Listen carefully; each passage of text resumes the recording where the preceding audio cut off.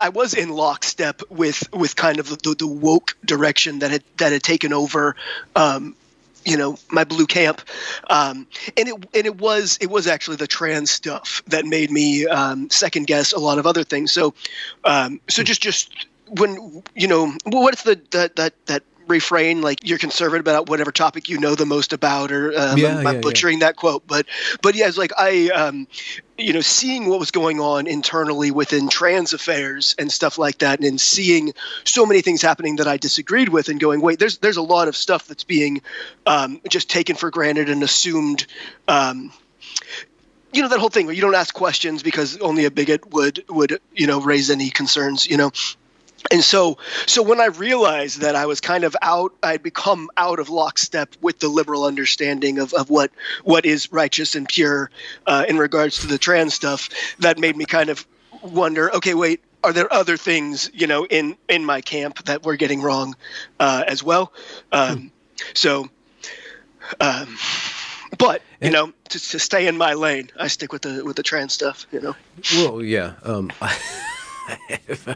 Yeah, there's no lane for me because I'm all of the things that are. But I just think of myself as those two Muppets in the balcony. Like, there's no such thing as staying in your lane when you're on the sidelines throwing popcorn at everybody. Right. Down That's there fair. on the road. Yeah. But when you started to see these things that made you question, did you go start reading about things? Did you start digging towards first principles? Like, how did you go about double checking your skepticism? Like, what was the path of like thinking through this? Did you have help? Did you just have to cogitate on it in your corner? So I was raised. This is kind of counter to where we were going originally, is that we're in this blue bubble without much consideration. But I was actually, though raised in the heart of Cascadia, I grew up very conservative Christian, right? Very evangelical, and sometime in my early 20s, I deprogrammed myself from that, and so I'm no longer of the Christian faith, right? And I became an atheist in my early 20s, and so when I realized that there were things that I was disagreeing with within the trans discourse and the just kind of the narrative the stew that I had found myself in, it was very reminiscent of that deprogramming I had already done. I talked about this with Sasha Stella? White. Sasha. White. Well, I spoke about it with a little bit with Sasha and Stella on Gender Wider Lens, but previous to that, I spoke with Sasha White in great detail about the kind of what I experienced with that kind of both with gender ideology and religions that offer an afterlife. There's so much that's really comforting about both of them, especially if somebody who has gender dysphoria, right? Like transitioning to the opposite sex is a loophole in the same way that.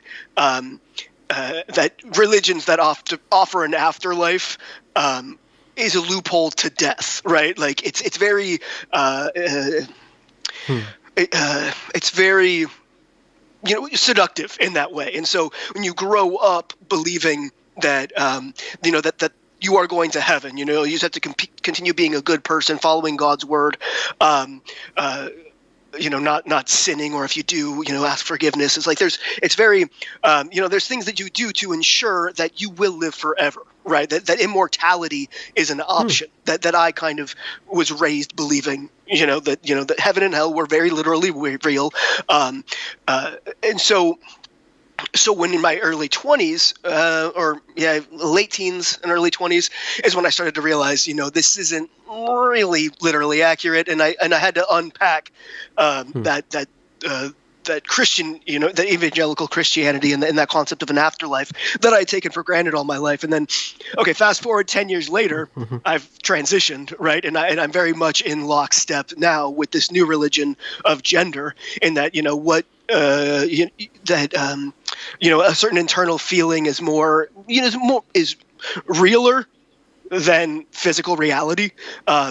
Same thing with the heaven and whatnot. It's a lot of parallels there. But so So to answer your question in a very long way, once I realized that that I didn't believe it anymore, that I didn't believe I was really male, like when and I had to kind of re-examine everything that I had casually absorbed. I had to re-examine it from a critical lens.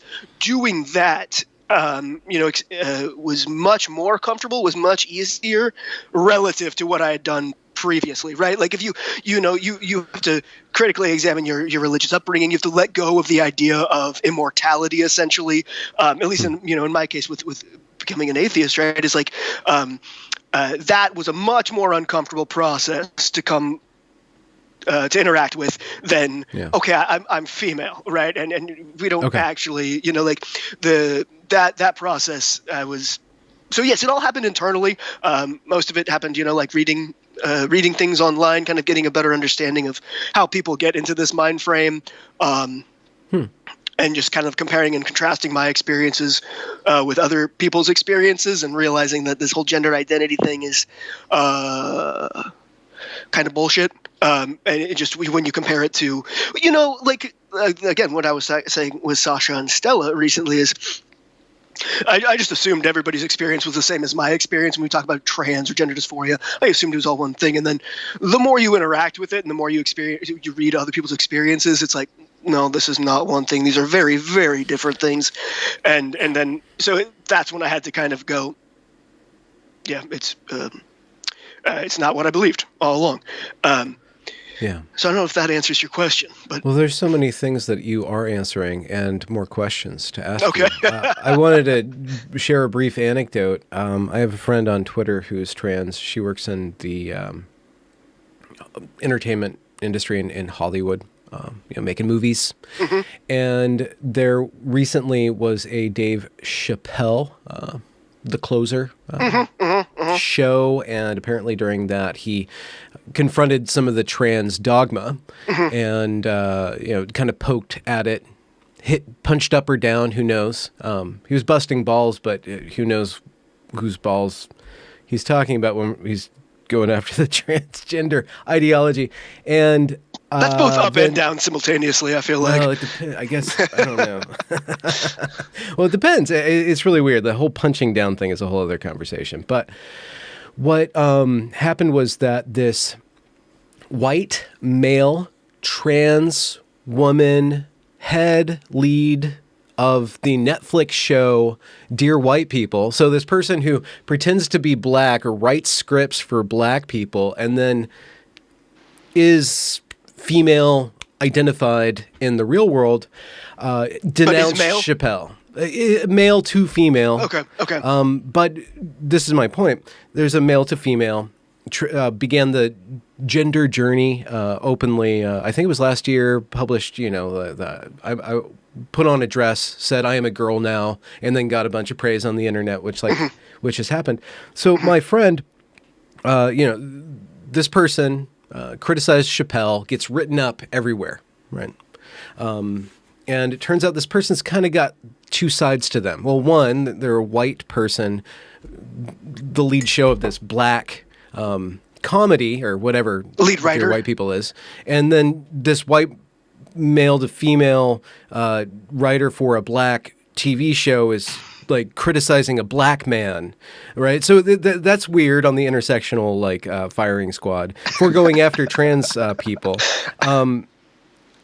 And what happened was that my friend who works in the movie industries, male to female, watched a bunch of male writers, comedy writers, applaud this Jacqueline person for standing up to Chappelle or to transphobia, because of literal all the death that is in the wake of trans genocide, so-called. And they, the person, my friend, spoke to me about how they are absolutely in this chokehold with gender dysphoria for their entire life, and has a really difficult time with their body, and has transitioned to alleviate themselves from this persistent, insistent distress, this weird kind of wiring issue about self-perception with regards to their physical body and their physical sex, and transition because of that, because of this, to alleviate a negative. And then this my friend said that this Jacqueline person who criticized Chappelle actually has a tattoo on their arm of a female body with a penis sticking out of this underwear, and then actually spurting cum on it. Yeah, ejaculating, and has this entire second Twitter showing their naked transition. So it's this autogynephilia. This person is transitioning for pleasure, whereas my friend, male to female, transitioned to alleviate distress. So even within male to female, there are two major lines, and then that in the whole trans issue is packaged with female to male transition and gender dysphoria, and even that has a number of different manifestations, a number of different forms of gender dysphoria, when it comes on, why it comes on.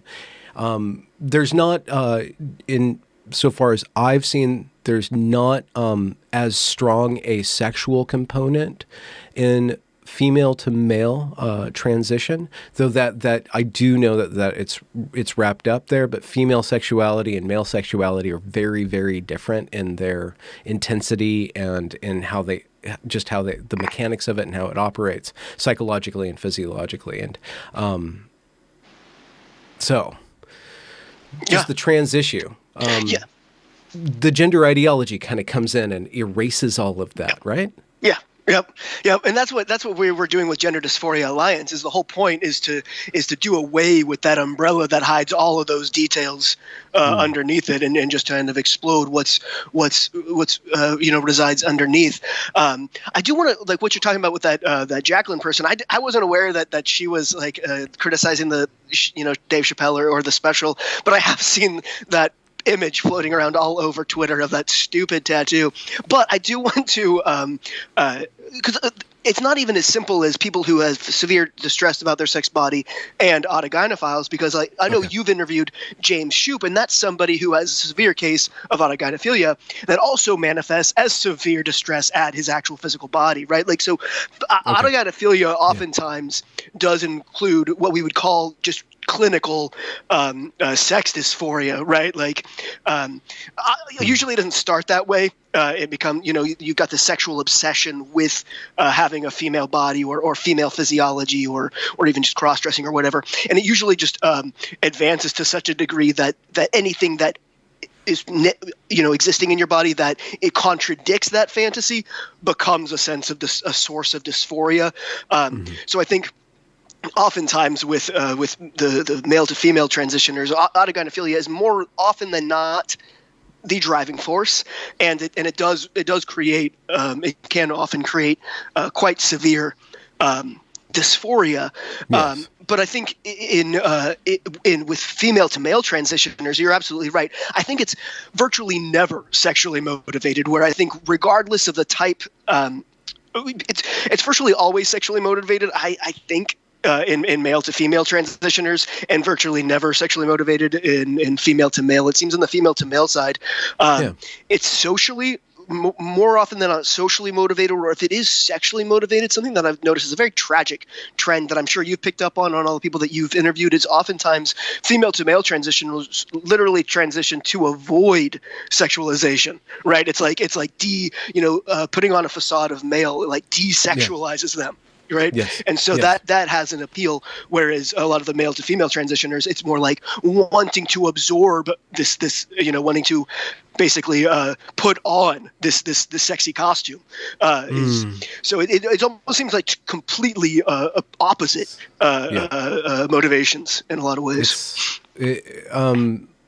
The feminist tendency to stigmatize the sexual impulse in males covers up some of the nuance in that, and for good reason, because the sexual impulse in males has caused a lot of distress for females, and some people within the feminist community are there specifically because of the trauma that they have received due to the sexualization or the sexual abuse or the abuse that's motivated sexually by males. That's not to say that male sexuality isn't dangerous and dark and chthonic, but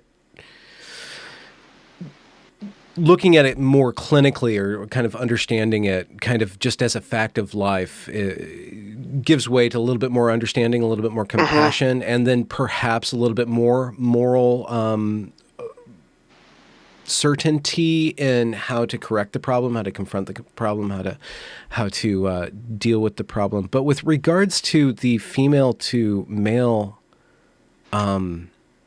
transition, you're very correct that I've seen, and Katie Herzog's written about this, and you see this a lot more and more, that the lesbian community is really vanishing, especially the butch community in the butch. Is that a community? I don't mean community. The butch demographic within the. I don't know what it is, but it is eroding, and did that influence you? Was it a social impact for you? And was it? How did the personal and the social influence how you decided to go about dealing with your gender dysphoria? So my gender dysphoria was it was much more bodily and personal. There was definitely a social element with being externally responded to as if I were a woman was very uncomfortable to me, but it wasn't nearly as uncomfortable as my actual sexed body was. Like, and not in for us in sexual ways, but I mean, like, but just even like, alone, like dysphoria, like for a lot of people, dysphoria is about how they're interpreted by the culture around them. That was a lesser motivator for me in that my body just seemed wrong and grotesque, whether I was alone or other people were reflecting it back at me. So for me, also another, I'm a bit of an outlier in that I wasn't a lesbian prior to transitioning. I was only attracted to men prior to transitioning, but it was always the feeling of envy and attraction was the same feeling for me. But when I transitioned, so this was 2011, so about 10 years ago. Yeah, it's hard to explain because I thought that when I transitioned, I would technically be a gay man. Like that's how I envisioned it. But I also knew that no gay men would want to sleep with me. So it wasn't like I was transitioning to become, it was more like, well, this is just what I'll be because, once I transition, I will be a man. Like, remember, this is how I, was conceptualizing it. And then I was attracted to men, and I was assumed I would continue to be attracted to men, right? Like you heard, I had read plenty that a lot of lesbians who transitioned, their sexual orientation shifted with the addition of testosterone to become attracted to men. And I thought that was really interesting. It's like, well, I'm already attracted to men, so that's not going to happen to me. But what happened was the exact opposite. Is suddenly testosterone in my system and women were everywhere and they were gorgeous, and like my like the sexuality shifted in that direction. But yeah, so I'm an outlier in a few ways. I wasn't a lesbian before. My sexuality shifted in the opposite direction it normally does, and also it wasn't my bodily discomfort was much more. It was a much greater source of discomfort than like the social. Being regarded in a female way was uncomfortable, but it's more like it just exacerbated what I already knew to be true about my body. But that's one thing that I find interesting about the feminist perspective on male sexuality and whatnot, and this kind of radical feminist notion that apparently male sexuality is just unbridled, same as female sexuality. It's just men are just failed women. Like they're basically just that they. You see a lot of this kind of radical feminist notion that human beings are just sort of blank slates, and men are just kind of societally programmed to behave in sexually aggressive ways, and that's just a societal failure, and they're just too weak to behave as wholly as women do. That's something that I take issue with because like in a lot of sometimes a lot of the radical feminists are actually ex-trans men. A lot of people who detransition. So I'm going in a completely different direction here, but I feel like everywhere. There's a connection here. That is fascinating to me is a lot of the radical feminists are desisted or detransitioned trans men, right? Like they went down the gender route, they transitioned to some degree, and then have that didn't work for them, and they've grabbed onto radical feminism. And I can totally understand, how you get there. Like I can understand that trajectory, but what I can't understand is having lived with male levels of testosterone in your body and still thinking of the sexes in a blank slate kind of framework that I don't understand. Like the straight up feminists who never went down the gender path or took cross-sex hormones, I can totally understand why they don't understand the very fundamental biological difference between males and females when it comes to sex and aggression and whatnot. But yeah, like I got a lot more empathy for men, let's say, once I was on male levels of testosterone. Well, were there like a kind of a reprogramming of your ethic or the need for manly virtues, as they're not to say that women don't have these things or shouldn't do these things, but with the amperage on the sexual level go up, did you have to kind of think more consciously about having self-control, think more consciously about how you behaved? Was that kind of something you had to figure out how to do, or were you already pretty set and knowing how to be a holy person and not drool when a woman walks by? Yeah. There's a lot to be said. I mean, I was never like sexually harassed or anything like that. I never had like a real like negative. I was never on the receiving end of a negative kind of negative sexual attention from men. Right, it wasn't really a big problem in my life, but I could definitely understand. I don't know if it's so much of is just females having more empathy in general, like it's kind of in our brain, I think is evolutionarily development. Okay. I think it's obviously empathy is much more use. It has empathy in males it can be quite counterproductive as far as hunting and warring and like things like that when we're talking evolutionarily speaking. So I think just naturally women tend to be, generally speaking, more empathetic, and so even when you do add maybe more male levels of sexual interest or just heightened, like that kind of there's things I felt physically after taking testosterone. Like I felt anger physically. I didn't have control over my obviously I definitely had control over my actions. 100%. Always had control over my actions, but like my sexual responses to visual stimuli. Yeah, like it's and a lot it's whereas with women, the sexual how sexuality works is much more intentional, I think, whereas it's much more it's involuntary at a lot of times. Male response to sexual stimuli, obviously not actions. Everybody has control of their actions, just to make sure people are understanding what I'm saying here. But as far as no, I don't think that I had to put any structures in place to like to keep myself like I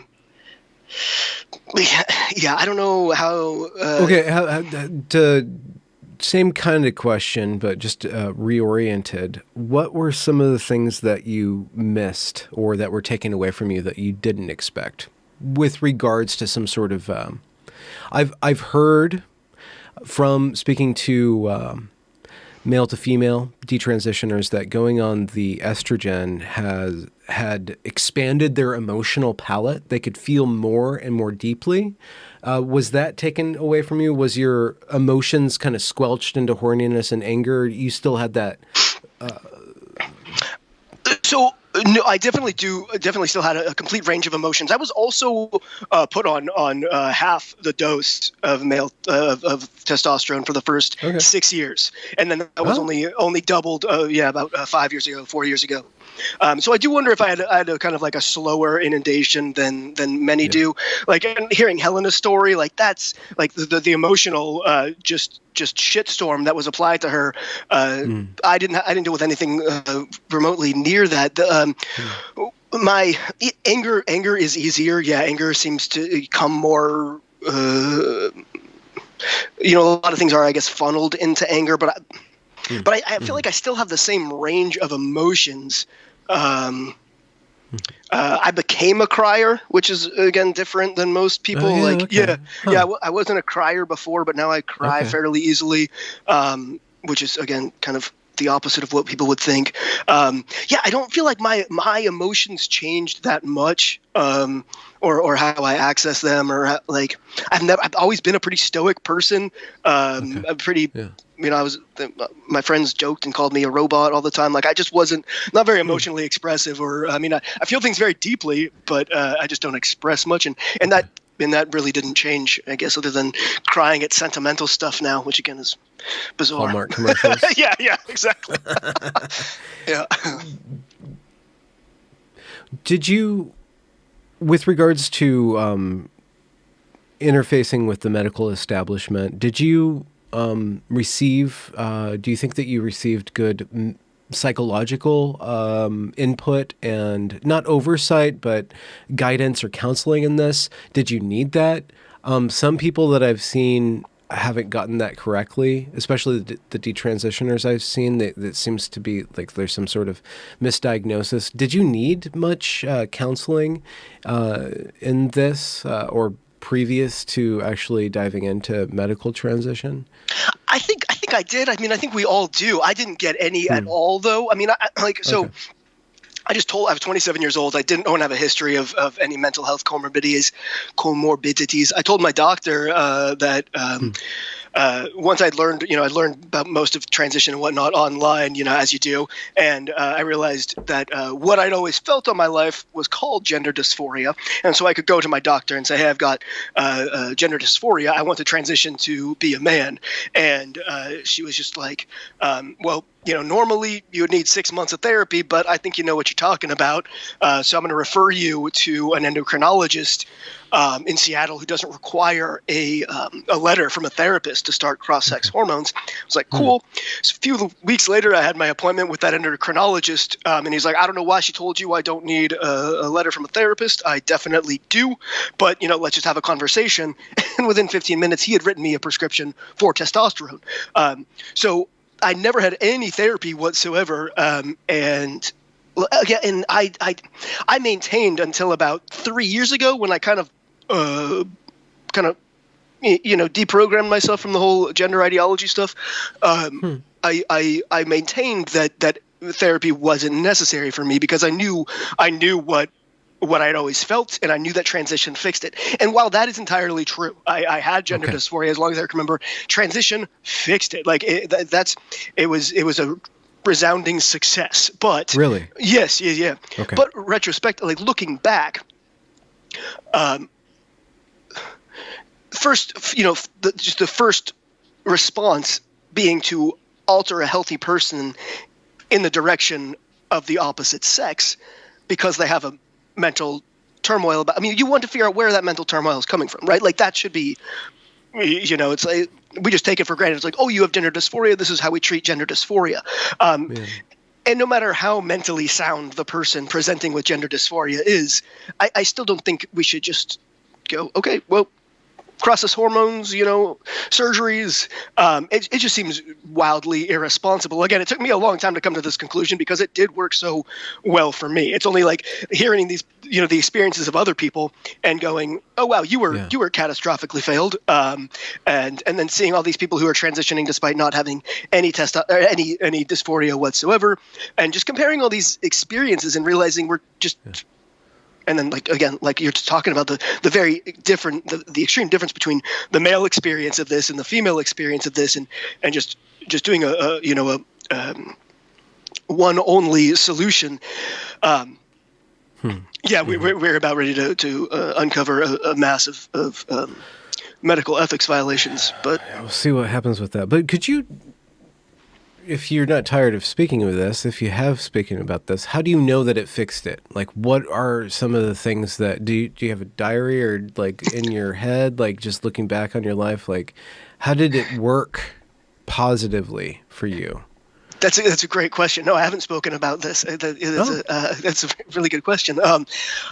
So when I say worked, is that it relieved that distress. Like I was constantly uncomfortable in my body. Like having breasts was the only way I can describe it is like, say if you broke your finger or something, it's not physically painful, but you've got a bone sticking out of your hand in the wrong direction. It's like, it makes you feel nauseous. Like it's just so disgusting and just seems so, like, again, even if it isn't causing physical pain, it's like, I have to fix this. This is not, my hand should not look like this.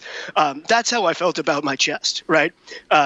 So again, it seems I've heard similar with male and hair, like hair growth. Oh, like okay. This very, like this shouldn't be happening. Like this weird kind of alien thing happening to them, where they can feel that. Okay. So I don't know if that's similar or not. That makes sense. I mean, yeah, I can imagine that'd be a similar thing.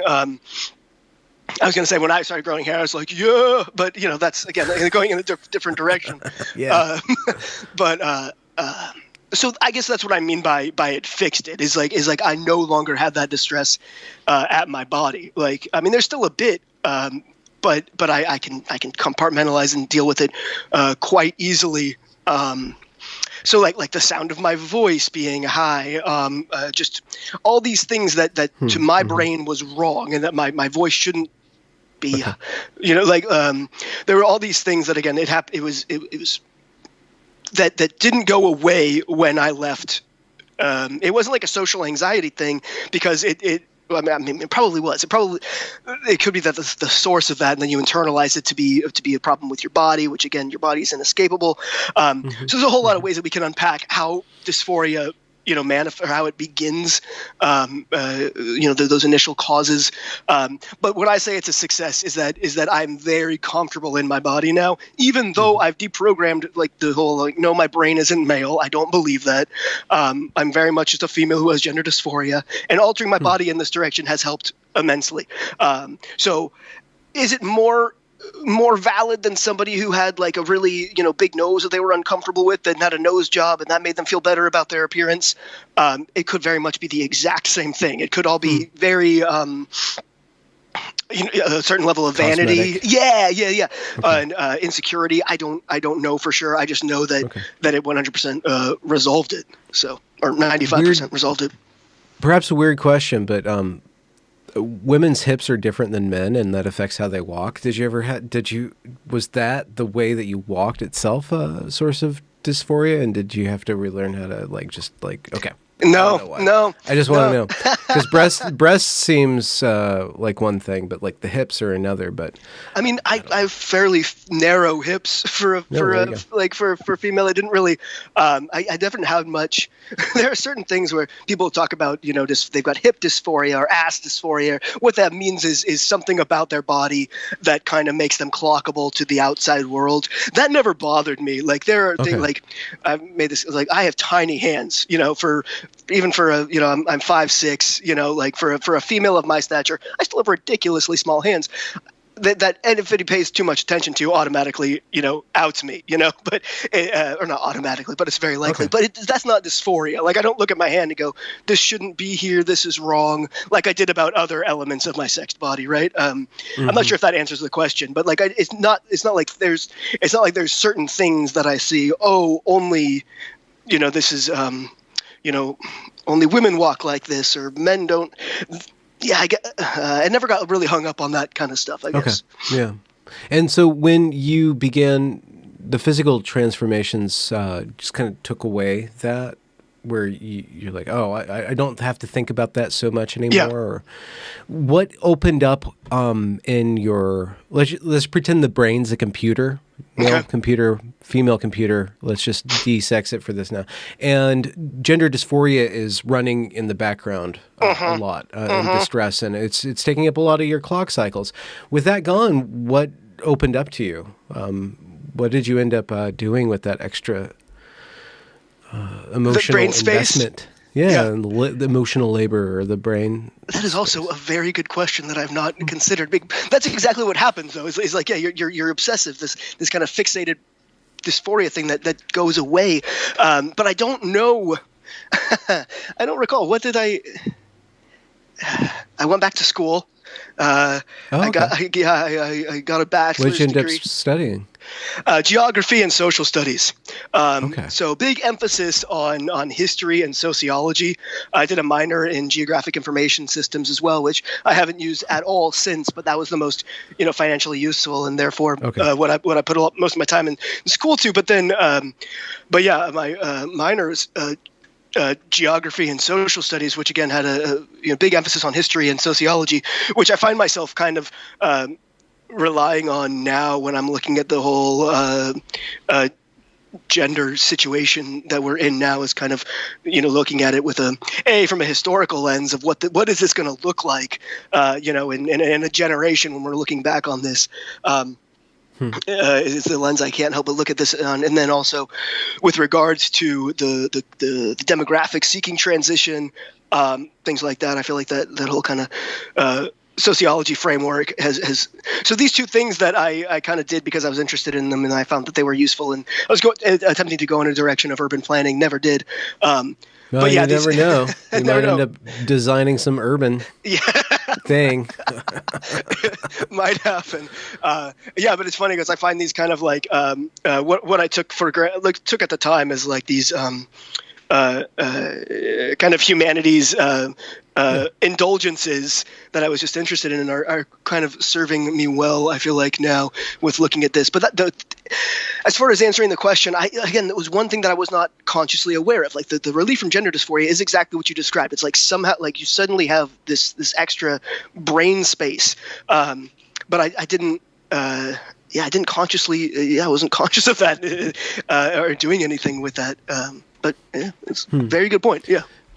You said historical lens. There's this, I think I might be strawmanning this a lot, but I haven't heard it a lot recently, but there is this kind of progressive or hard progressive concept of being on the right side of history. That can be a historical lens of one make. What could you define or expand on what you mean by historical lens? How does that operate for you? Well, I can't help but look at this current moment as if we're removed by time, as if I'm removed by time. Like, I spend a lot of time talking about my own experience with this whole gender stuff because I feel like it's useful to talk about it in order to kind of, my bona fides, if you will, like my, this is my lane. But I feel like my own personal experience with gender dysphoria is the least interesting of all of this. What's most interesting is kind of is societally what's happening right now. And I see physical transition as like this cultural moment that we're in, that we're going to look back on with much more horror than we look back on eugenics or lobotomies or things like that. I think with what we know scientifically, and just where we are with medicine, the fact that we're taking healthy bodies and altering them to cosmetically appear as the opposite sex, it's just Frankensteining bizarre stuff. And like, so for a lot of us it works. Like for me, like we talked about, it relieved that distress that I was feeling. But it's just, I feel like this is a very, very strange and dark moment in Western history. Okay, I have a question about that, but I want to go back and then we can go forward again. Sure. We talked about the benefit of resolving your distress, your dysphoria. What about the costs? And if you don't want to talk about those in too much detail, you don't have to, but is there a cost-benefit analysis that you have to do? Because testosterone is pretty strong stuff. Yeah. And then how do you plan ahead for that? And is the medical community helping you to be, to inform you about this and help you watch over your body to manage that? So no, I mean, I feel like most doctors who are treating gender dysphoria with physical transition are doing so basically on pain of their career, right? It's kind of like something they have to do in order to keep their job. But a lot of them aren't actually learning, the research as far as what cross-sex hormones do to a body. These kind of invasive surgeries, orchiectomies and vaginoplasties and phalloplasties and hysterectomies on healthy people and stuff like that. It's like I feel like the medical industry, they aren't looking too closely at these questions, and they aren't therefore educating us as to what to look out for health-wise, because I think it's going to be bad news, right? And so, but if you start asking these questions or drilling too deeply into what that cost is to the body, well, that's just transphobia. Only a transphobe would wonder what kind of harm cross-sex hormones do to a person long term, yada yada. And so I feel like they're all gripped in this weird space where they both can't educate themselves or their patients, but they have to continue prescribing and treating. It's very, another reason why I say it's just really dark and kind of crazy that we're here. But as far as personal negative, so I have not had a hysterectomy, right? Like, so because I'm torn here, it's like, okay, so I have a hysterectomy.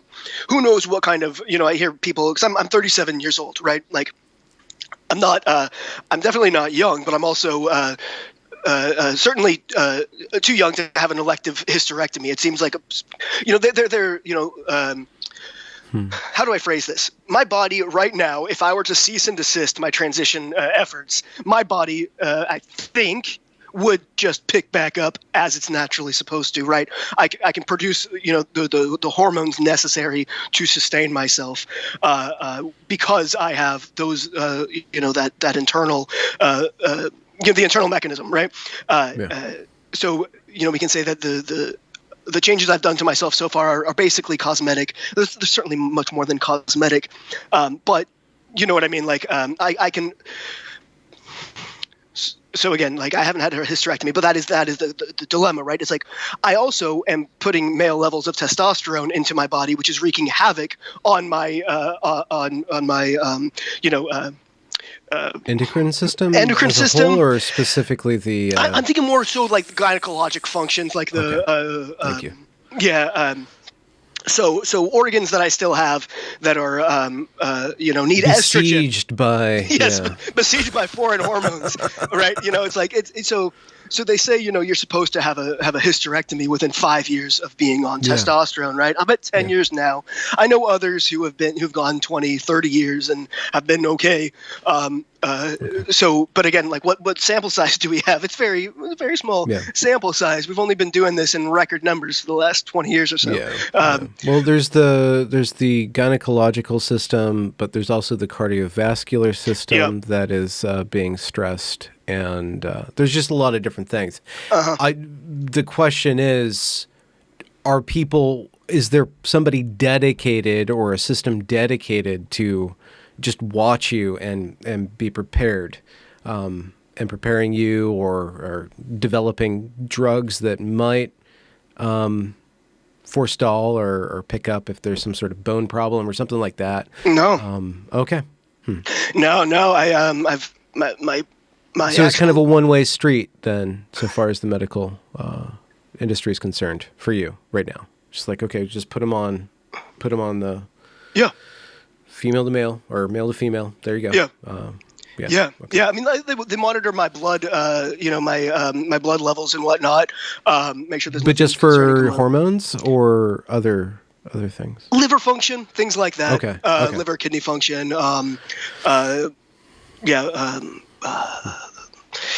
White blood cell count. Just those kind of. Basic vitals. Yeah. Okay. Yeah. That's about it. Like, because I know in Canada it seems to be a much more holistic process where there is some sort of like a trajectory, like a medical infrastructure around it. I could be wrong, in this because I know a lot of the surgeries are done here because. Anyway, Okay. but no, for me, it's like I went and saw one doctor. I've had 3 different GPs since I started, just because they've left the practice, moved. Like I've stayed at the same practice, but my doctor has shifted, and every single one of them was like, "You're my only transgender patient, so you just let me know what you need, and I'll make it happen." Okay. So it's not like. And then so I saw an endocrinologist in Seattle. But that became a pain in the ass. Like I was having to go down to, like it's 3 drive hours or and something like right. that, Yeah. So I, then like this later iteration of my doctor at my GP has basically said, "Oh, you don't need to see a specialist. I can prescribe you your testosterone. So just come, regularly we'll check your blood, and I'll just keep writing the prescription."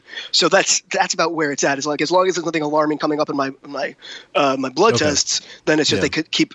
And like the when I had top surgery, that was through just a plastic surgeon again in Seattle, which I paid for out of pocket. It's not like my doctor. It wasn't like a referral or anything. It's very much kind of like, well, you're the trans person. You tell us what you want, and we'll make it happen. It isn't like a team overseeing anything. Okay. This is laying groundwork for my other line of inquiry, but just one thing on the mastectomy. That's just I was going to say one and done, but there's usually 2 of them. They just go away. There's no. Yep. There's no. Other than healing and scarring, that's the only. Which is just again a cosmetic issue that a healthy body will take care of. There's no. Yeah. It was very simple. Honestly, it was like an hour and a half surgery. I was on pain medication. Like I only took the prescription pain meds the first day. Next day I was on Tylenol. Yeah, I went out to lunch the next day. Like it was remarkably easy, that surgery. Obviously I had to had to have like the compression bandages on for a couple of weeks. But as far as like healing and goes, it was. I mean, I'd done a lot of research on other people's experiences and how. But I mean, I was hit up by a car on my bike a few months later, and let me tell you, that was astronomically more painful and took a lot more to recover from. But but that surgery honestly was one of those things. When you talk about regret, it may come down the line when I regret putting cross-sex hormones in my body, depending on what havoc that wreaks later on down the road. But I was so relieved at the mastectomy portion of it. It was just like, How long did the relief take to kick in? Oh, instantaneously. Once I could take the bandages off, right? Like, but I remember waking up and just hearing the surgeon or the nurse there. The first thing I heard was, "You have a handsome male chest now," and I had so much anxiety going into it. The surgery I'd never been under before, under general anesthetic, and so I was really like anxiety about, the anesthesia's not going to work, and I'm going to be in agonizing pain and not be able to tell anybody, like these crazy surgery phobias, because I'd never had a surgery before, but or that maybe too much anesthesia and I would die, like just crazy anxiety about surgery. I've never had one, still haven't had another one, but I was basically willing to risk anything, to get the job done and get those off of me. And I have never looked back. That was that it brought more relief than I even anticipated. Like there's a certain level of kind of discomfort that I found was like just always, like you're talking about the running on the background. It was like just that kind of sense of just discomfort in my body almost seemed just kind of like who I was. And then once I had that, after the mastectomy, I assumed I would have like this euphoria, but it wasn't even euphoria. It was just absolute contentment and just like a relaxation that I hadn't foreseen possible. So I can be all gender critical and like we can't Frankenstein these bodies, but it's like the reality is that was a massive success as far as my mental well-being goes. Did that particular distress begin at the budding of your chest? Is that when it began? So it was, if we do the calculations, I don't know when you had that surgery, but like, so it's 30 years or 25 years or something like that? When did it kick in? I encountered puberty quite late. I don't think I was developing until I was about 14 years old. and at first, I don't actually have a lot of memories from that period, other than From your teen times?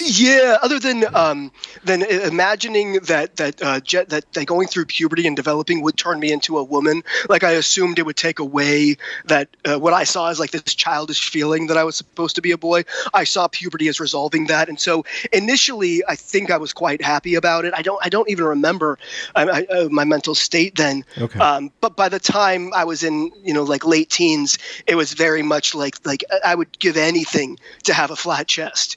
And it wasn't even, I wasn't getting negative. A lot of people I know Sinead Watson talks about this a lot. It's just like the attention that developing Male breasts. gaze. Yes, yeah, that was never an issue for me. I didn't.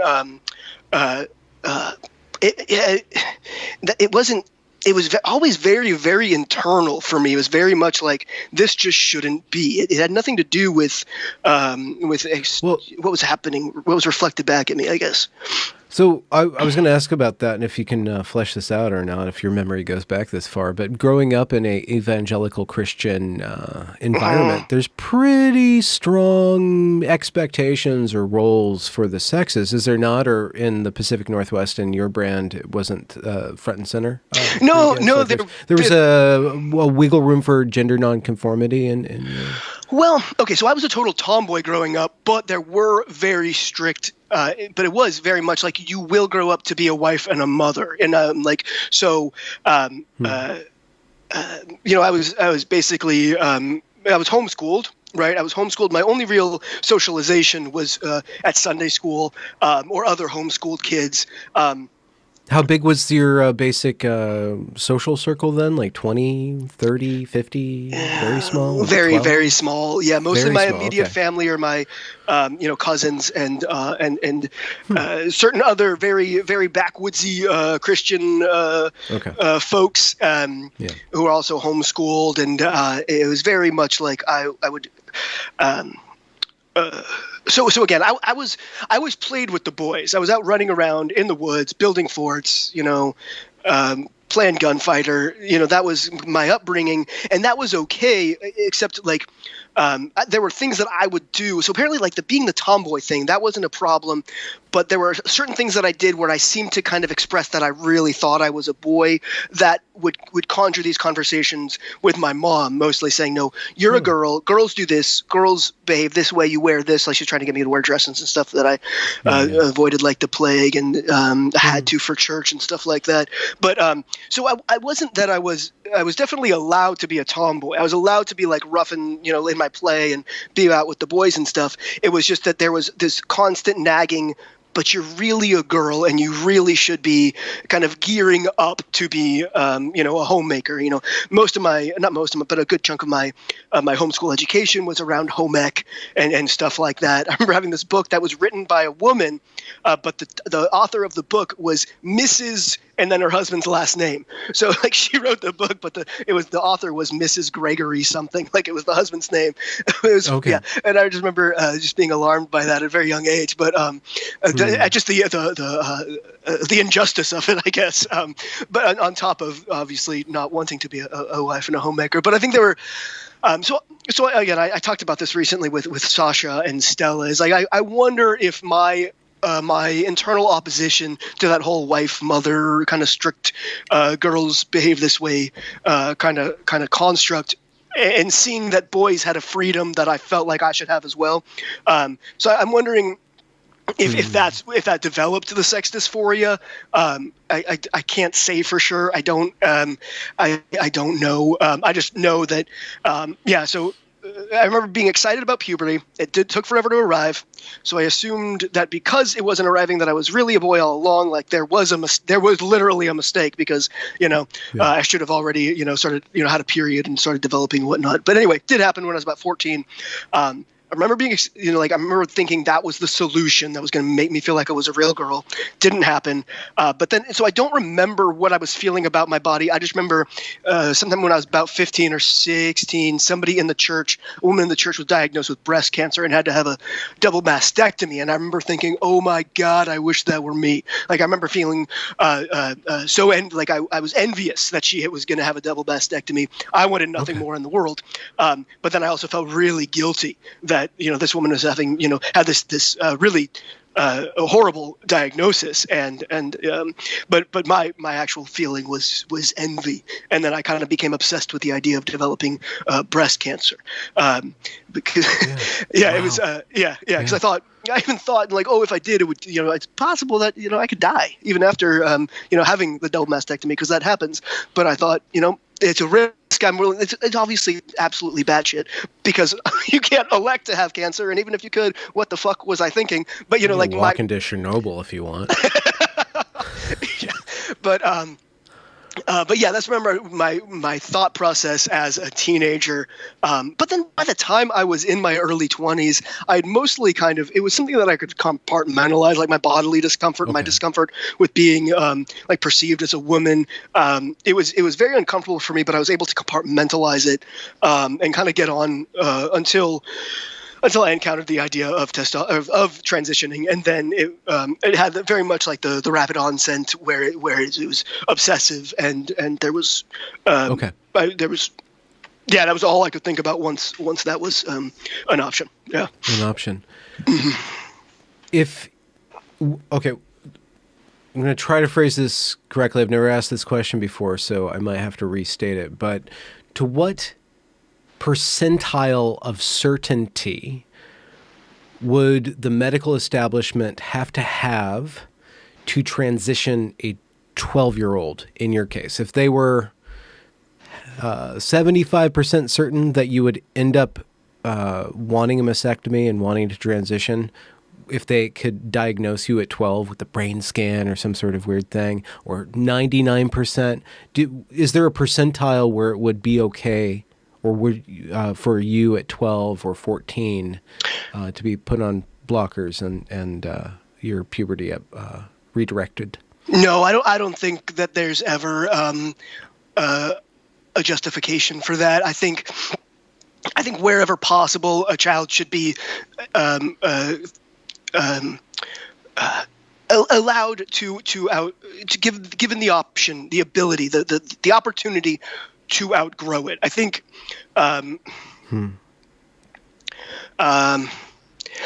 because what I keep going back to with this question is like, even in cases where transition 100% resolved the person's distress at their body was completely resolved with transition.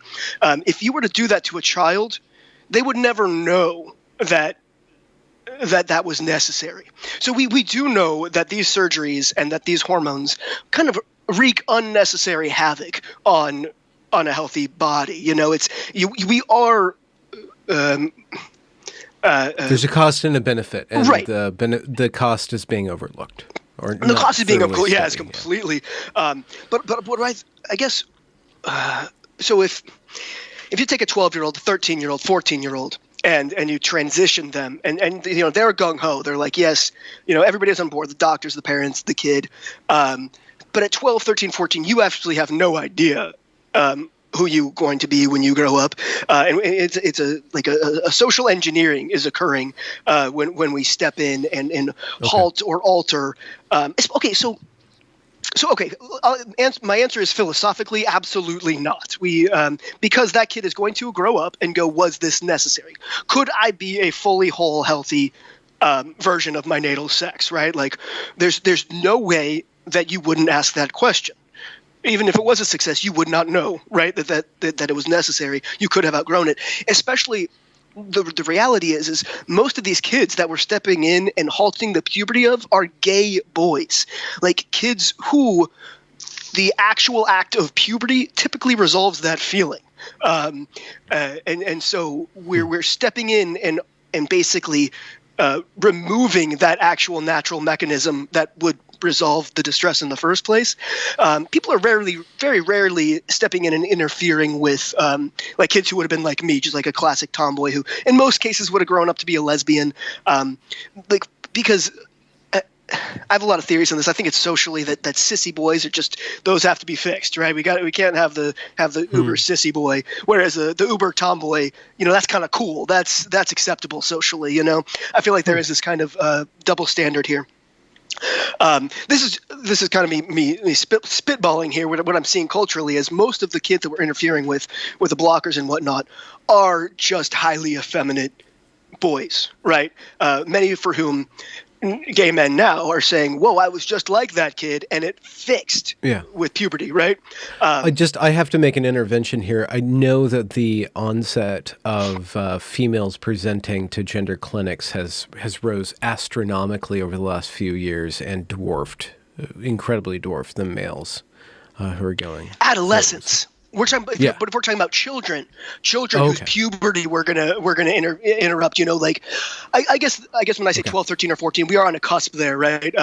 So normally with like the actual prepubescent children, these are by and large boys.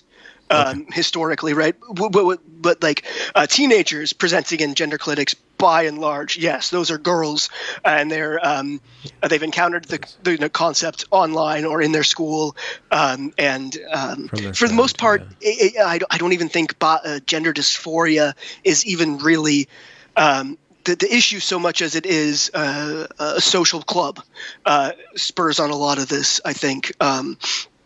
Were you, sorry to interrupt, but were you given to girly cliques or boy cliques? Were you cliquey? I mean, I had groups. Do you want to be one of the guys? Yes. Or one of the girls? No, I was very much, definitely, most of my friends were boys. Certainly when I was younger, I didn't really have, I did have like groups of friends, certainly. I was always the odd one, the weird one, but also the one that like, other people like tried to mirror. I don't know. Like I'm trying. Wait, they liked you? Yeah, I was well liked in my social groups. Like as a kid, I always played with the boys, and usually they didn't have an issue with that for the most part until they decided to tease me for whatever reason, and then it was on the basis that I was a girl, and that would be like the one of those as we would say now a dysphoria trigger, and I would take to isolating where nobody was interrupting my my living as a male fantasy. But when I was a teenager, a lot of girls liked me in a way now that I wonder was. Everybody thought I was a lesbian. I was not a lesbian. I was the absolute opposite of a lesbian. But I'm not answering this very. So I had friends. Things on you. I wasn't like a I don't know. I've always been pretty introverted, but I certainly wasn't like a loner really. Like I had friends. I asked because I was just thinking about that, the question of the social pressure and stuff, and you kind of answered that by saying that when the boys did their boy thing, and they do that to each other, we we bust balls, right? So that was the easiest thing to bust was your eggs, So, the groups of boys typically find a weakness and then kind of test each other on that, and that has this odd kind of reinforcement of the group dynamic or resets accepting, and it's kind of actually a way of hugging each other too. Yep. In a way. Yeah. So I was just thinking about that as opposed to how female groups operate, which is a different dynamic, just like male sexuality and female sexuality is different. Male socialization and female socialization is very different. Yeah. I think that's one of the reasons why transition was another reason was quite successful for me, and it took me a long time to kind of second guess the whole ideology of it all. Is I found male socialization much more comfortable than female socialization. Like female socialization, it's all about affirmation and kind of building each other up in a very in a way that's just I find really cringy and uncomfortable and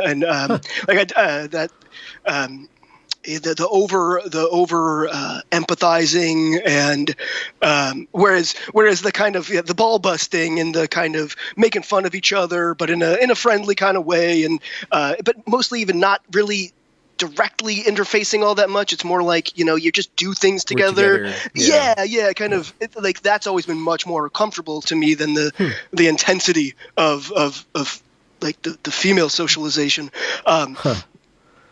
So yeah, just one of those reasons that in my brain is like, yep, really, man, all along, it was true.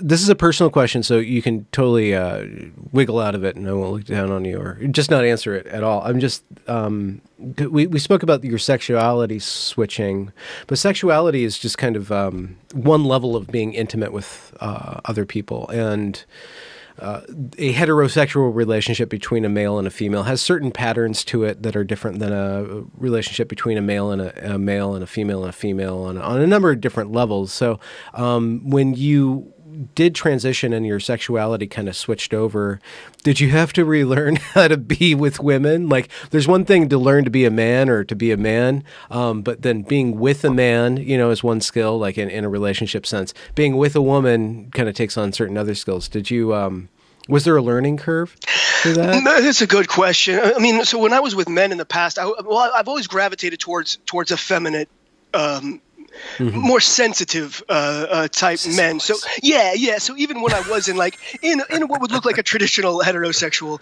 relationship, I was often I was the pants wearer, let's say. So I don't know if so then. Being in relationships with women, I feel like it was kind of easy to kind of once I realized I was sexually attracted to women.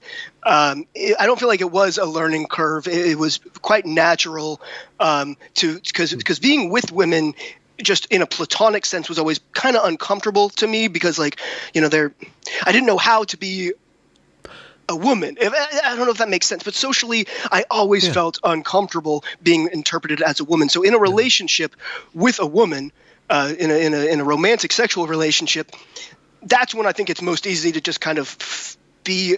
Again, I'm not a man. I know that, but it was very natural to just be a man in that capacity, if that makes sense. So I don't think I learned anything so much as the awkwardness of trying to be a female in a heterosexual male-female relationship. That was always awkward, even though that's what nature kind of bestowed upon me. That I think there was more awkwardness and trying to navigate that than when I was presenting as a man, living as a man, attracted to women, being in relationships with women. It was kind of made intuitive, easy sense, I guess. Wow. Okay. Yeah. That's Sasha and Stella are going to have me on later this month, and I know the question they're going to answer me. Why do you do this? Why are you interested in this? So I'm trying to figure out why I'm interested in this. There's just so many different contradictions, and everything you can turn everything upside down. It's such a stochastic, chaotic conversation because nothing is stable. It's so interpersonal and dramatic, and it's more about literature and the stories that we live and we tell than the facts of reality in a lot of ways. And I bring that up because what you just described is that in one way of conceptualizing what you're talking about and understanding your experience, it's very easy for me to say, yeah, you have a male soul.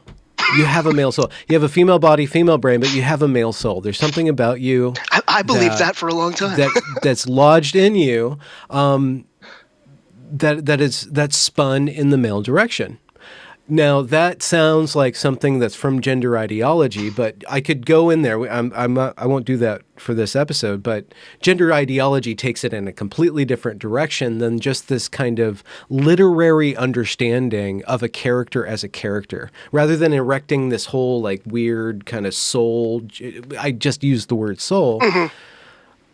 But it just seems like there is a truth to conceiving of the soul and gender as somehow a reality in the lived experience. And I know that these have these highly subjectivist, highly relative terms lead into a very unstable ideology that then goes on to try to wreck reality because of that. But there's still some sort of intuitive truth that you are expressing that I can understand how the male soul really fits. And then relieving yourself for whatever reason of your breasts, like when you went through that, I could really feel just how powerful that relief was. I could just feel how relaxed you were. And I don't know where I was going with that, but it's just being able to speak with people about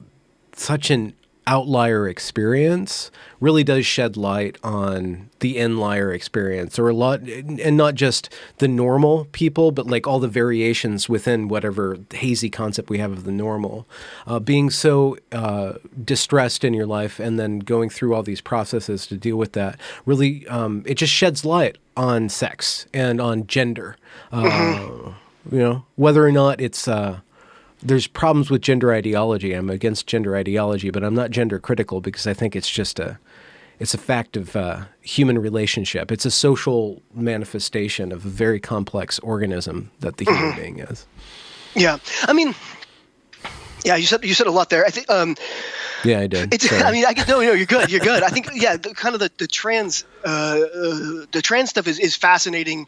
I think from a variety of I'm sorry. perspectives. Let me just say, if I demeaned your transness by like treating you like some sort of weird social spider that I found, and I'm just poking around in your terrarium, I don't mean that. Maybe I'm doing that though. So if I am, I apologize. That's not my intent. No, you're totally good. You're not at all.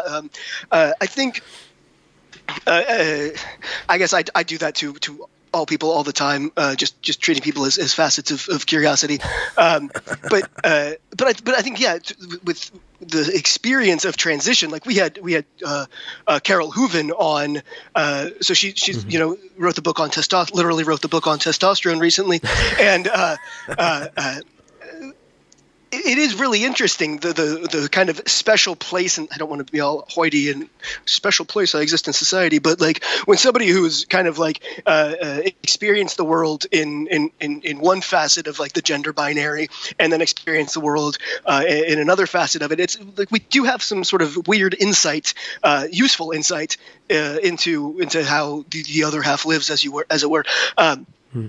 But I'm quite gender critical in that I don't believe, like, so we could say, rather than saying like gendered souls or whatever, you could say that I have a masculine essence or some shit like that. Yeah. But like, I don't think that like, that doesn't mean that I necessarily have to live as a man, right? Okay, so for me it's quite comfortable, right? It's quite comfortable to live this way. It was very relieving. But then there's also people who are incredibly effeminate males who. It doesn't make them any less men, right? It doesn't make I guess that's where I'm. I understand you're saying you're not gender critical in the same way that I'm not, in that there are certain modes of behavior that are very bound to our biological sex. It's like something I've learned a lot, again, reading Carol Hooven's book, reading Deborah So's book. It really sheds light. And then my own experience of operating on my natal level of hormones and the testosterone that I've externally applied. So I can see exactly what they're writing about, in that there are very different experiences between like the male lived experience versus the female lived experience, and we do have that kind of interesting dual perspective to offer, I guess. Yeah, I'm not sure if that, just building on what you were saying, trying to make sense. Trans, are you trans?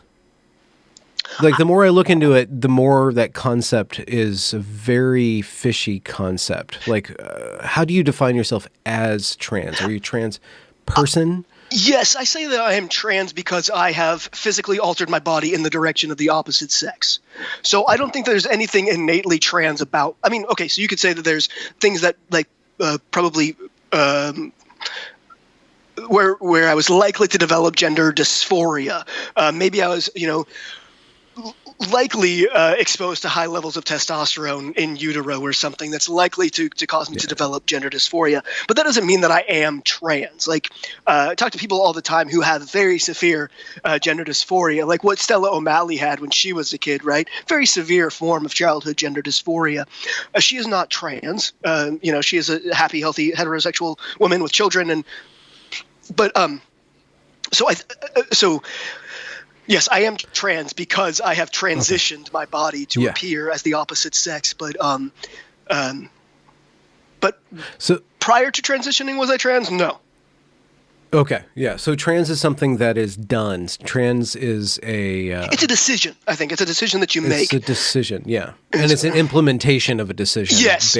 Yeah. With technology included in that. Yeah. So if we erase the medical empire, or whatever it is, and people weren't able to transition, would we be left with gender non-conforming people and gender conforming people rather than cis people and trans people? Yeah, I think that would be probably better long term for all of us, right? I think there should be obviously ample space for people who are gender non-conforming, to be embraced, and all the gender activists often look to other cultures to be like, look, there's two spirits, and trans people have existed everywhere. It's just this white colonial culture that invented sex. Yes, exactly. They actually say that if anybody's wondering. Yeah, it's wild. We've always had kind of not we, but a lot of cultures have had kind of a designation for people who are so gender nonconforming that they just can't cope with with existing within the binary, like the Fa'afafine and whatnot. It's rarely applied to females. You notice that? Like, it's usually just I think Helen Joyce wrote about this with probably the greatest book, or the most necessary book. Anyway. Endless. It's called Trans, if anybody's wondering. Yes. When ideology meets reality, it's just so excellent. But I think it was in that book where she was pointing out that these gender non-conforming kind of designations have always existed to preserve masculinity. So it's typically a case of there being highly effeminate men, and rather than those highly effeminate men kind of polluting the designation that is male, they're created a third category where they kind of get to be somewhere in between. It's more about preserving the masculine framework, and we really don't see that in the opposite direction, right? Where society makes a place for highly gender nonconforming females, for highly masculine women. We don't really see that. Maybe in Lesbos, but that's a different. Within the Lesbos, I just, that's an open question. To what degree, not society at large, but female social circles, how do they deal with masculine women? Because typically, and not uniformly and not to the same degree, effeminate boys are not treated that well in male groups. But there's it's not always the case that they're always bullied, but there is some sort of repulsion to a highly effeminate male that heterosexual males kind of have, because because it just messes with our categories, and we have a hard time with that. I don't know if it's the same with highly masculine females for other females. If females can accept more gender variance than males can, at least in young times. That's a good point. As I don't think that women have the same kind of aversion to masculinity that within female cultures that male do within the confines of male culture. So that could be where that came from. Whereas like men had to create a separate or cultures had to create a separate designation for these hyper non-conforming males. But within female circles, there's a lot more tolerance for hyper masculinity, and it seems like a lot of places it's actually quite embraced. Like you see like a lot of otherwise heterosexual women developing crushes on highly butch women. Like this seems to be a thing that happens. So I think that there's. I think women are a lot more accepting of and even celebrating of extreme masculinity within the ranks versus the opposite. Is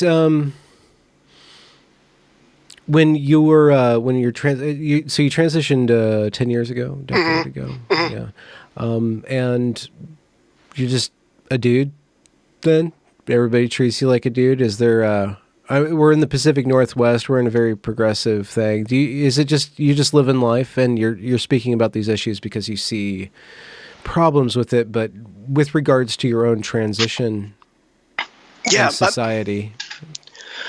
My own life, I was just a dude for a long time. It's only let's see. So I think I passed as male within a few months of being on testosterone. I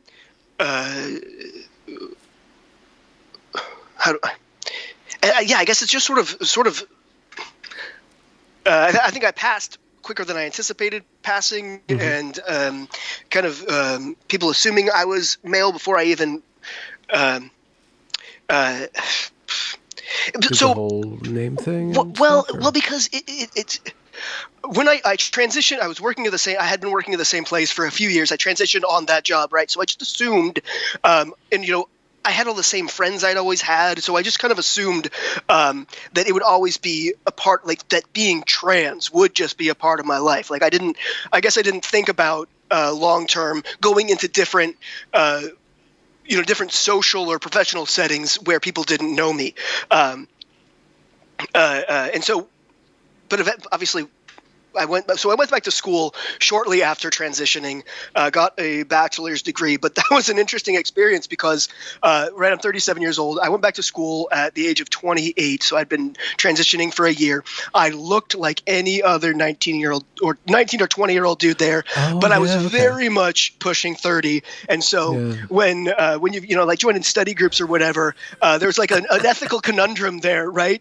Cause like, these, it was awkward. So I didn't socialize. Wait, what do you mean? Like expand on this ethical quandary. Were you getting hit on by these young So pajama wearing college girls?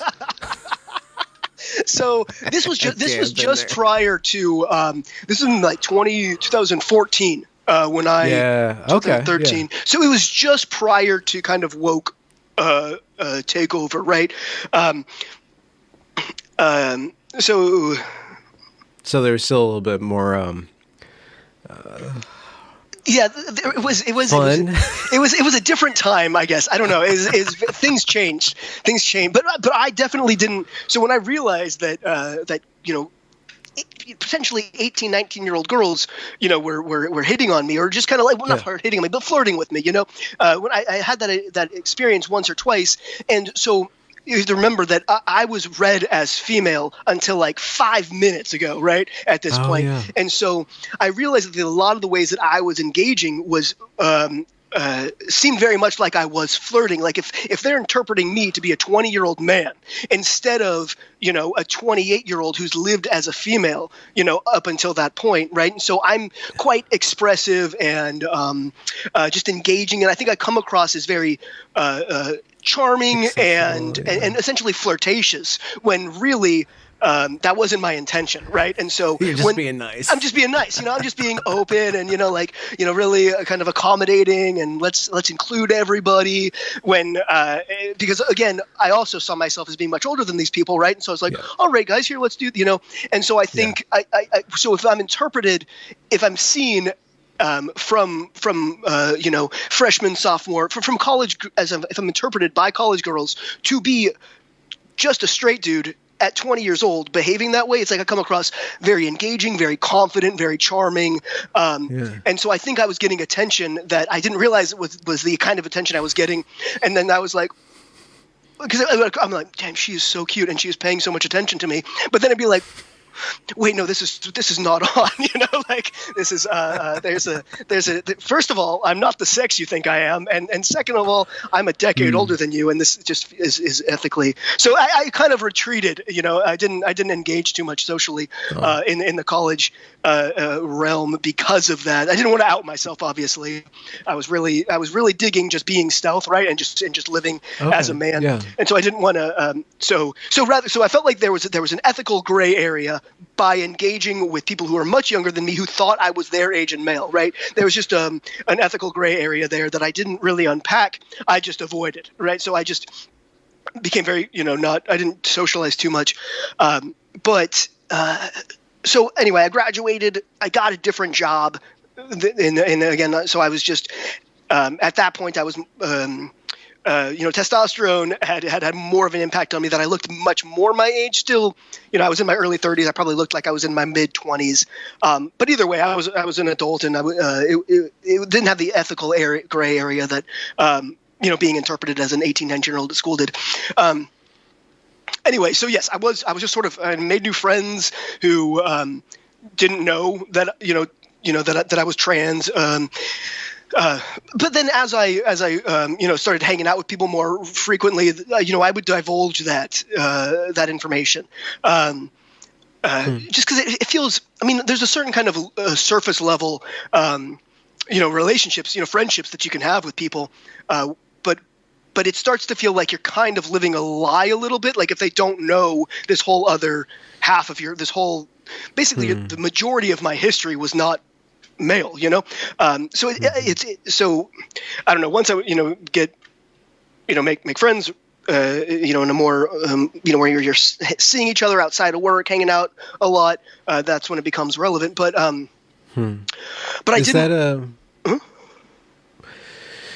Is that that's kind of a social issue I could see. It's a personal issue, but it's a social issue with regards to how people accept you, insofar as people do accept you, and then why they wouldn't accept you or why there would be problems with that. But that's also, it's really personal, it's really private. Yeah. And as you start to get intimate with somebody, then this is kind of another cognitive load that you've inherited, or kind of a cost-benefit thing that you have to, and probably just experience has taught you when it is and how to do it depending on the person and when you can trust them and when it's the right thing. But having to learn that and then you don't know how they're going to respond 100%, right? Yeah. But yeah. I guess living in the area that we live in, there's probably more likelihood of acceptance than an overreaction in the negative direction. Yep. So, yeah. So first of all, like somebody that I kind of want to be friends with, that I feel like there'd be a value in having, a deep interpersonal connection with. It's like, I know that person is not going to react overly negatively anyway, right? So it's like I've already vetted them to a certain degree, not even consciously even.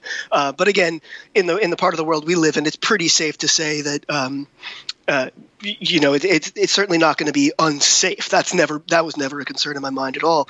But it's just, how freaked out is this person going to be by this declaration? That's about it. And it certainly never cost me any friendships. That's for sure. But then what I gave up the whole stealth thing as far as the day-to-day goings on. In 2018, it was Trans Day of Visibility that I posted on Facebook, basically outing myself to everybody because I'd realized this sort of this new cultural narrative had taken over of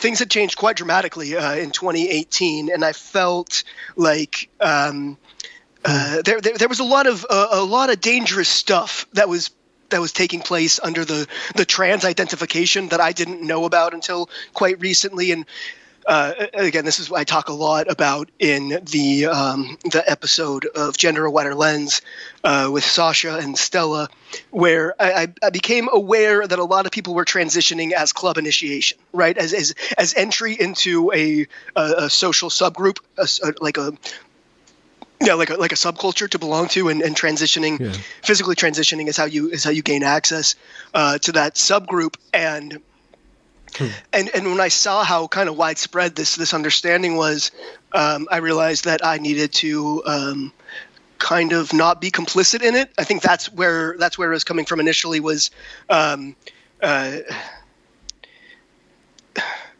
of not in my name kind of thing. Exactly. I knew that this was going into very, very scary territories, and I couldn't do shit about it if people thought I was a cis man. Like, I knew I had to out myself in order to combat this thing. And so I did that, and then it's just been within the confines of COVID that I've started becoming very outspoken. So what was it, spring or June of 2020 that J.K. Rowling wrote the Turf Wars, and that's when all hell broke loose mainstream media-wise in relation to this, and I realized this is no longer a niche internal battle. This is large-scale cultural takeover, and that's when I haven't basically shut the fuck up about it since, because I feel like I can say things and do things about it. So, but yeah. There's something about, not that, it was just a personal question. I don't need or a statement, but it's a personal conversation, so I don't need to be constantly caveating. But I've seen people burn out. I've seen people stand up. I've seen trans people and detransitioners throw themselves into this conflict. And it takes a big toll on them. And they aren't necessarily in the best place to be speaking out about these things, too. You seem like you have 2 feet on the ground and your head somewhere below the cloud cover, even though it gets foggy here. What is the toll? Have you been aware of the toll of speaking out about this, of taking this particular bull by the horns, and have you had to regulate the way that you go about that? What kind of lessons have you learned about communications through this project that you're engaged in? Again, very good question.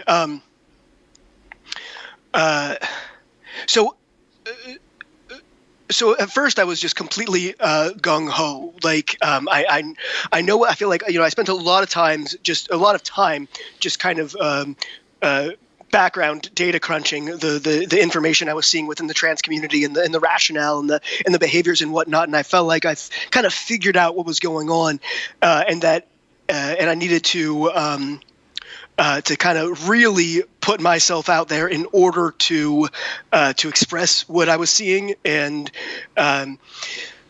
so to answer your question, yeah, it is.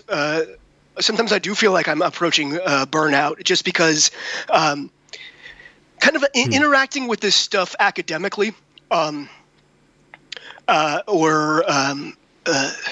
just theoretically, intellectually, theoretically. Is kind of what I need to do, and I find that easy, and it doesn't take an emotional toll. But I feel like in order to do that honestly, I have to essentially just open my chest about everything personal. And so that's the part, like what I'm doing here today. It's like these are the conversations, and the conversations that we're having on transparency a lot, where I feel like most people get the most benefit out of it. Anybody can, like Helen Joyce can 100% better than I can articulate what's going on socially. That's what I want to do, is spell out what's going on here socially. But I feel like in order to do that, I really have to explain what gender dysphoria is for me, what I see it is, what trends I see going on in other people, and just kind of like, I have to kind of open my entire innermost insecurities and processes and whatnot, in order to combat this stuff. I feel like that's the most beneficial thing I can contribute. But then sometimes I just go, why the fuck did I say all that? Like, thousands of people could have, and I mean, but then it's like, that's the point. That's why I'm doing this is so people, interact with it. And so people know that this isn't a mystery, that trans isn't the sacred state of being. And I feel like, so I have to kind of bare my soul in order to make my point heard. But I do I was joking with Aaron and Mars about this recently. It's like I have this constant cycle of holy shit, why did I just say all that? I'm gonna go off the grid and live in the woods, and they're like, wait, no, that's not helpful. That's beside that's this is the entire reason I started doing all this, and I talked myself back into it again. It's like how many times did I think about, wait, I've told. So, like, do I need to go on Voice and talk about this? I mean, I'm so excited to be like, I think you're doing great work here, and I'm glad to be on here. But do I really need to do it? Right? It's like, because my compulsion is to just like overshare, and then I'm like, holy shit, I just said all that. So, but I think there's benefit in it, there's usefulness in it. But if one day I just disappear from Twitter, I'm not dead. I'm just recharging. Yeah. Well, speaking of that, what is the other thing in your life? Dog, video games, like woodworking? What's the cool hobby that you have that really that you get to not do what you're doing here and that you get a lot of pleasure out of? Since COVID, I've always been a hiker. I like hiking and backpacking and camping and just getting out in the woods. I took up fishing since COVID. That's nice. You can kind of be out around strangers and not really interacting, but it's just kind of nice to get out on the water and I don't know. So I took up fishing recently, paddleboarding. Most of this stuff you can't really do year round here where we live because it gets dark at 4 p.m. and then it's raining all the time. But alcohol helps. Okay, what do you drink? What's your drink? Oh, I love gin. I love gin too much. But oh, really? Yeah. Like mixed or just with juice or gin and tonic? Yeah. I'm a big fan of the gin and tonics. But I have reduced that dramatically just because I feel like mental. It doesn't. You think it's relieving and it's helpful, but it ends up having more of a negative impact on on your mental state than cost benefit. Yeah. Going back to that cost benefit. There you go. Yeah. Yep. Well, thank you for spending your Sunday afternoon with me. Yeah, thank you. It was really fun. It was great to meet you. You're really. I feel close to you. Like the way that you are. You're somebody that is really easy to engage with and feel close to. So it was really. Well, thank you very much. I have a big admiration for your interviewing style. You have just a brilliant way of interviewing people. I've never encountered anybody who asks such profound and on-the-nose questions that are completely on the fly. It's obviously derived directly from what the person just said. And it's I don't know what I'm doing. You definitely come across. It just like happens. Okay, so it works. It works very well. I'm gonna end the recording. You want to say goodbye to the families at home? Thanks for watching, everybody. Congratulations for reaching the end of the discussion. If you enjoyed it, do be sure to leave a review or a comment or a thumbs up or whatever you need to do to show that glorious algorithm that this is some good stuff. And do be sure to go and check that back catalog as it is brimming full of fantastic conversations. Links to provide monetary support are down there in the description as well. Have a good night.